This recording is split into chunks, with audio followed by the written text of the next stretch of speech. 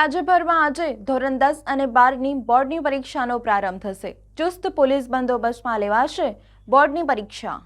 આજથી શરૂ થશે HSC અને SSCની બોર્ડની પરીક્ષા। વડોદરા શહેરમાં 47,000થી વધુ વિદ્યાર્થીઓ આપશે આજે બોર્ડની પરીક્ષા। આજે પ્રથમ દિવસે ભાષાનું પેપર રહેશે। તમામ ઝોન પરથી સ્ટ્રોંગ રૂમમાં આવ્યા ખોલવામાં।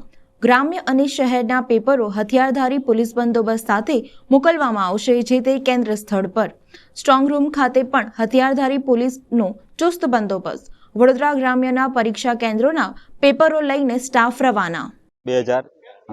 SSC માર્ચ 2024 અંતર્ગત પરીક્ષાના આયોજનના ભાગરૂપે 8 તારીખે પ્રશ્નપત્રો સ્ટ્રોંગ રૂમ ખાતે આવી ગયેલા, જેને પોલીસ ગાર્ડની નિગરાનીમાં CCTV કેમેરાના સર્વેલન્સ હેઠળ રાખવામાં આવેલા હતા। અને આજ રોજ તારીખ 11ના જે પરીક્ષા ચાલુ થઈ રહી છે, જેમાં સ્ટ્રોંગ રૂમ ખાતે પોલીસ ગાર્ડની હાજરીમાં સ્ટ્રોંગ રૂમનું સીલ તોડી પ્રશ્નપત્રો નું ગોઠવણ કરવામાં આવેલ છે। અને આજના રૂટમાં ગ્રામ્યના 6 રૂટ જે સૌથી પહેલાં રવાના કરવામાં આવશે, અને ત્યાર પછી સિટીના 10 રૂટ છે એ રવાના કરવામાં આવશે। તમામ રૂટમાં હથિયારધારી પોલીસ ગાર્ડની વ્યવસ્થા કરવામાં આવેલી છે।